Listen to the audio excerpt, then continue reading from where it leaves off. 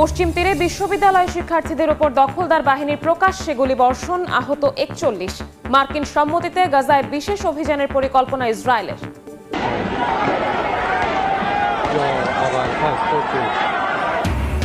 Iran জুড়ে ছড়িয়ে পড়ছে সরকার বিরোধী বিক্ষোভ। 10 দিনের আন্দোলনে নিহত 36, আটক 2000। সার্বভৌমত্বে আঘাত করলে আগাম পদক্ষেপের হুঁশিয়ারি তেহরানের। এবং আলেপ্পোয় নতুন করে সিরীয় বাহিনীর সঙ্গে এসডিএফ এর সংঘর্ষ, 6 বেসামরিক সহ নিহত 7। পাল্টাপাল্টি অভিযোগ দুপক্ষের, উত্তেজনা আরও বাড়ার শঙ্কা। ইরানের অর্থনৈতিক দুরবস্থা ও ঊর্ধ্বমুখী মূল্যস্ফীতির প্রতিবাদে শুরু হওয়া বিক্ষোভ 27টি প্রদেশে এবং 92টি শহরে ছড়িয়ে পড়েছে। টানা 10 দিন ধরে চলা বিক্ষোভে এ পর্যন্ত 36 জন নিহত হয়েছেন। গ্রেফতার করা হয়েছে 2000-এর বেশি আন্দোলনকারীকে। ইরান নতুন প্রতিরক্ষা কাউন্সিল গঠন করে সতর্ক করেছে যে দেশের নিরাপত্তা ও সার্বভৌমত্বে স্পষ্ট হুমকি দেখা দিলে আগাম পদক্ষেপ নেওয়া হতে পারে। ইতিহাসের সর্বনিম্ন পর্যায়ে পৌঁছে গেছে ইরানের মুদ্রা রিয়ালের মান। কোনোভাবেই থামছে না ইরানের বিক্ষোভ। টানা 10ম দিনের মতো বিক্ষোভের কেন্দ্রবিন্দু তেহরানের গ্র্যান্ড বাজারে ব্যবসায়ীরা আন্দোলন চালিয়ে গেছেন। বিক্ষোভকারীদের ছত্রভঙ্গ করতে কাঁদানে গ্যাস ও জলকামানের ব্যবহার করেছে স্থানীয় নিরাপত্তা বাহিনী। তেহরানে শুরু হওয়া এই বিক্ষোভ দ্রুত ছড়িয়েছে দেশব্যাপী। বর্তমানে দেশটির অন্তত 27টি প্রদেশ এবং 92টি শহরে এই আন্দোলন দেখা গেছে। মানবাধিকার সংস্থার তথ্য অনুযায়ী 10 দিনে অন্তত 36 জন নিহত হয়েছেন, যার মধ্যে 2 জন নিরাপত্তা বাহিনী। 2000-এর বেশি মানুষকে গ্রেফতার করা হয়েছে। চলমান আন্দোলনের মধ্যে নতুন প্রতিরক্ষা কাউন্সিল মঙ্গলবার জানিয়েছে ইরানের নিরাপত্তা, স্বাধীনতা ও ভূখণ্ডের অখণ্ডতা লাল রেখা এবং এগুলো অতিক্রম করলে স্পষ্ট হুমকি হিসেবে বিবেচনা করা হবে। কাউন্সিলের বিবৃতিতে বলা হয়েছে, কেবল রীতিমতো প্রতিরক্ষার মধ্যে সীমাবদ্ধ নয়, কোনো বাস্তব হুমকি দেখা দিলে আগাম পদক্ষেপ নেওয়া হতে পারে। যে কোনো হস্তক্ষেপ বা দেশজুড়ে স্থিতিশীলতার উপর আঘাতকে উপযুক্ত, লক্ষ্যভিত্তিক এবং সংকল্পবদ্ধ প্রতিক্রিয়ার সঙ্গে মোকাবিলা করা হবে। ইরানের সরকারি কর্মকর্তারা যুক্তরাষ্ট্র ও ইসরায়েলকে দেশের অভ্যন্তরীণ বিষয়ে হস্তক্ষেপ এবং সহিংসতা উস্কানির অভিযোগে অভিযুক্ত করেছেন। গত রোববার মার্কিন প্রেসিডেন্ট ডোনাল্ড ট্রাম্প হুঁশিয়ারি দিয়ে বলেন, ইরান যদি বিক্ষোভকারীদের হত্যা চালিয়ে যায় তাহলে যুক্তরাষ্ট্র শক্তিশালী প্রতিক্রিয়া দেখাবে। এর মধ্যে ইতিহাসের সর্বনিম্ন পর্যায়ে পৌঁছে গেছে ইরানের মুদ্রা রিয়াল। মঙ্গলবার আনুষ্ঠানিক বাজারে নতুন রেকর্ডে ডলারের বিনিময়ে হার প্রায় 15 লাখ রিয়াল, ইউরো প্রায় 17 লাখ রিয়াল এবং পাউন্ড প্রায় 2 কোটি রিয়াল। ইরানের সরকারি ভর্তুকি পরিবর্তনের পর খাদ্যপণ্যের দাম তীব্রভাবে বৃদ্ধি পেতে শুরু করেছে। রান্নার তেল, পনির ও মুরগির মূল্য প্রায় দ্বিগুণ হয়েছে। শুধু মৌলিক জিনিসপত্র কিনতেই হিমশিম খাচ্ছেন সাধারণ মানুষ। ফিলিস্তিনের পশ্চিম তীরে বিশ্ববিদ্যালয় প্রাঙ্গণে অবৈধভাবে প্রবেশ করে অভিযান চালিয়েছে ইসরায়েলি বাহিনী। এ ঘটনায় অন্তত 41 জন আহত হয়েছে। গাজার রাফা সীমান্ত খুলতে এখনও টালবাহানা করছে ইসরায়েল। যুক্তরাষ্ট্রের অনুমোদনের পর উপত্যকাটিতে বিশেষ অভিযানের পরিকল্পনা করছে দখলদার বাহিনী। রাফা সীমান্ত বন্ধ রাখায় ইসরায়েলের কঠোর সমালোচনা করেছে কাতার।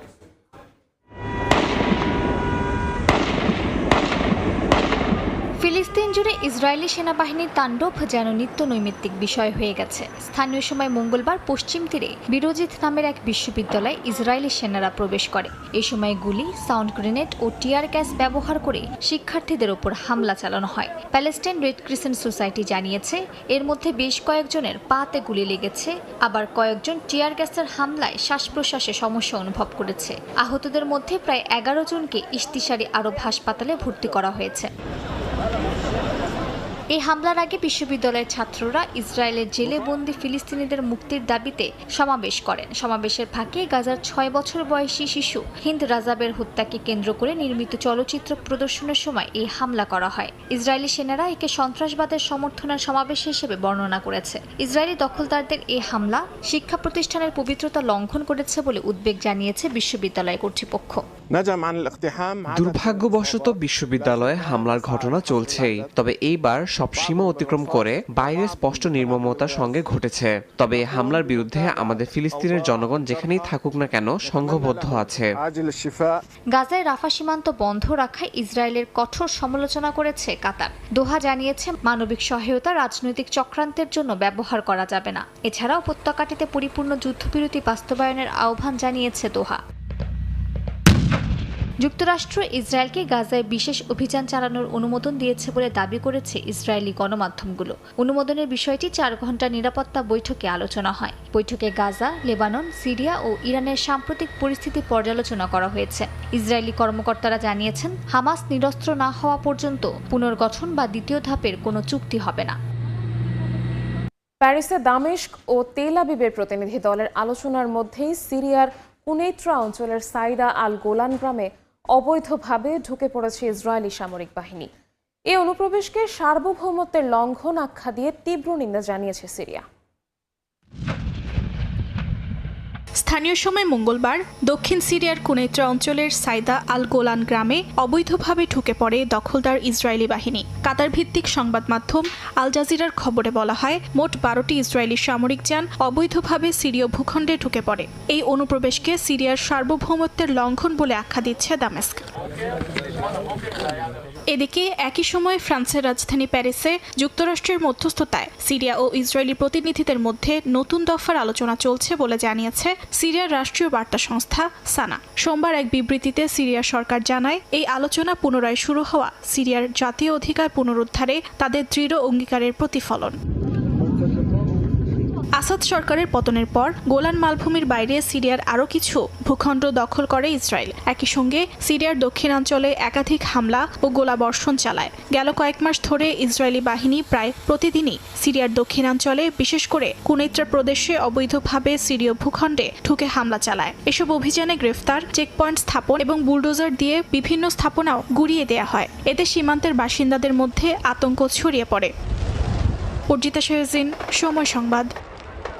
ভেনেজুয়েলার তেল নিয়ে মার্কিন কোম্পানিগুলোর সঙ্গে বৈঠকে বসছে ট্রাম্প প্রশাসন। যদিও বেশ কয়েকটি প্রতিষ্ঠান জানিয়েছে তাদের সঙ্গে হোয়াইট হাউসের এখনো কোনো বৈঠক হয়নি। ভেনেজুয়েলায় অন্তর্বর্তী প্রেসিডেন্ট হিসেবে শপথ নিয়েছেন দেলসি রদ্রিগেজ। তবে আগামী 1 মাসে দেশটিতে নির্বাচন দেয়া যাবে না বলেও জানিয়েছেন মার্কিন প্রেসিডেন্ট। অন্যদিকে কলম্বিয়ার প্রেসিডেন্ট গুস্তাভো পেত্রোকে অসুস্থ আখ্যা দিয়ে সামরিক অভিযানের ইঙ্গিত দিয়েছেন ট্রাম্প। পাল্টা গেরিলা বাহিনী প্রস্তুতের হুমকি দিয়েছেন পেত্রো। ভেনেজুয়েলার প্রেসিডেন্ট নিকোলাস মাদুরোকে আটক করার পর তৎপর ট্রাম্প প্রশাসন। রয়টার্স জানায়, মার্কিন তেল কোম্পানির শীর্ষ কর্মকর্তাদের সঙ্গে বৈঠকের প্রস্তুতি চলছে। লক্ষ্য বিশ্বের সবচেয়ে বড় তেল মজুতের দেশটিতে উৎপাদন বাড়ানো। ট্রাম্প বলছেন, বিলিয়ন ডলার বিনিয়োগ করবে মার্কিন কোম্পানিগুলো। তবে বাস্তবতা ভিন্ন। এক্সন মোবিল, শেভরন ও কনকোফিলিপস জানিয়েছে হোয়াইট হাউসের সঙ্গে তাদের কোনো বৈঠকই হয়নি। বিশ্লেষকদের মতে, ভাঙা অবকাঠামো, আইনি জটিলতা আর রাজনৈতিক অনিশ্চয়তায় দ্রুত বিনিয়োগ কঠিন। তার উপর বৈশ্বিক বাজারে তেলের দাম কম, তাই ঝুঁকি নিতে নারাজ কোম্পানিগুলো। এদিকে ভেনেজুয়েলায় অন্তর্বর্তী প্রেসিডেন্ট হিসেবে শপথ নিয়েছেন ডেলসি রদ্রিগেজ। আসন গ্রহণের পরেই মন্ত্রিসভার বৈঠক ডাকেন রদ্রিগেজ। তিনি ট্রাম্পের হুমকির পর যুক্তরাষ্ট্রের সঙ্গে সহযোগিতার বার্তা দিলেও সেনাবাহিনী ঘোষণা দিয়েছে সর্বোচ্চ সতর্কতার। তবে আগামী 1 মাসে দেশটিতে নির্বাচন দেওয়া যাবে না বলে জানিয়েছেন মার্কিন প্রেসিডেন্ট। বলেন, দেশটিতে সবকিছু সংস্কারের পরেই নির্বাচন সম্ভব। ভেনেজুয়েলার পাশাপাশি কলম্বিয়াকেও চাপে রেখেছে ওয়াশিংটন। ট্রাম্প কলম্বিয়ার প্রেসিডেন্ট গুস্তাভো পেত্রোকে অসুস্থ আখ্যা দিয়ে সামরিক অভিযানের ইঙ্গিত দেন। পাল্টা গেরিলা বাহিনী প্রস্তুতের হুমকি দিয়েছেন পেত্রো। যদিও পরে কলম্বিয়া জানায়, মাদক দমনে যুক্তরাষ্ট্রের সঙ্গে সহযোগিতা চলবে, কিন্তু সার্বভৌমত্বে হস্তক্ষেপ মেনে নেওয়া হবে না। কলম্বিয়ার স্বরাষ্ট্র ও বিচারমন্ত্রী জানিয়েছেন, যুক্তরাষ্ট্রের গোয়েন্দা তথ্য ও প্রযুক্তি ব্যবহার করে মাদক বিরোধী অভিযান চলবে।